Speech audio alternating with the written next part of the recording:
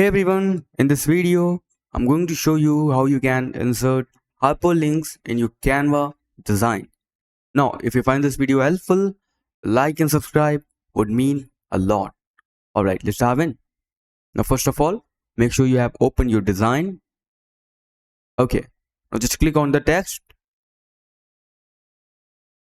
Click on these three dots. And here, just scroll down. No, here you can see link. Just click on it. And as you can see, just paste the link here. For example, I want to paste my YouTube link over here. So just paste it and just click on done. Alternatively, you can also just press Control plus K from your keyboard and this tab will appear over here. Just enter your link and display mode. As you can see, you can choose embed or link and just click on done. Now, whenever you will click on this text, you will be redirected to this YouTube video or whatever link you have put in.